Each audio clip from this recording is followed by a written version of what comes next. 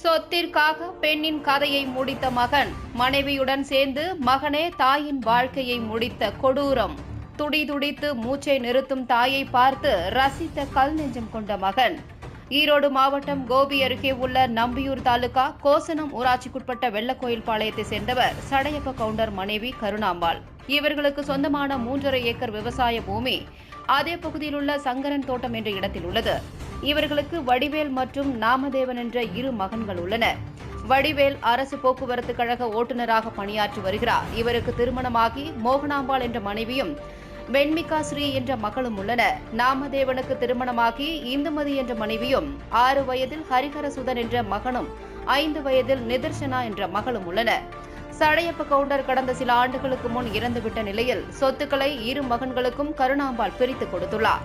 பிரித்து கொடுக்கப்பட்ட சொத்தின் ஒரு பகுதியில் உள்ள ஒரு வீட்டில் நாமதேவனும், அருகிலுள்ள மற்றொரு வீட்டில் அவரது தாயார் கருணாம்பாளும் வசித்து வந்தனர்.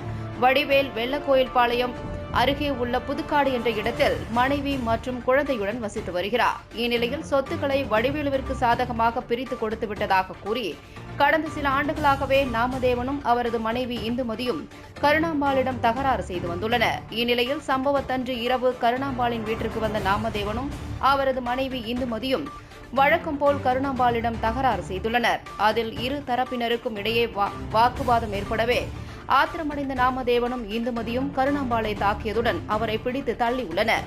இதில் நிலை குலைந்த கருணாம்பாள் அருகிலிருந்த இரும்பு கதவின் மீது மோதியதில் தலையில் பலத்த காயம் ஏற்பட்டது. இதில் கருணாம்பாள் படுகாயமடைந்த நிலையில் துடிதுடித்துக் கொண்டிருந்துள்ளார். தாயார் வலியால் துடிப்பதைக் கண்டு சிறிதும் கவலைப்படாத நாமதேவனும் அவரது மனைவியும் கருணாம்பாளை அப்படியே விட்டுவிட்டு வீட்டிற்கு சென்று விட்டனர். இந்நிலையில் கருணாம்பாளின் அரளு சத்தம் கேட்டு அருகில் இருந்தவர்கள் இது குறித்து வடிவேலிற்கு தகவல் தெரிவித்தனர். தகவல் அறிந்து வடிவேல் வந்து பார்த்தபோது தாயின் வாழ்க்கை முடிந்திருப்பது தெரியவந்தது.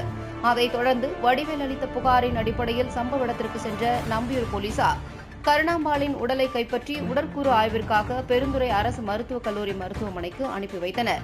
அதைத் தொடர்ந்து தாயின் உயிரை பறித்த மகன் நாமதேவன் மற்றும் அவரது மனைவி இந்துமதி ஆகியோரை கைது செய்து விசாரணை நடத்தி வருகின்றனர். சொத்திற்காக மகனே மனைவியுடன் சேர்ந்து தாயின் வாழ்க்கையை முடித்த சம்பவம் நம்பியூர் பகுதியில் பரபரப்பை ஏற்படுத்தியுள்ளது.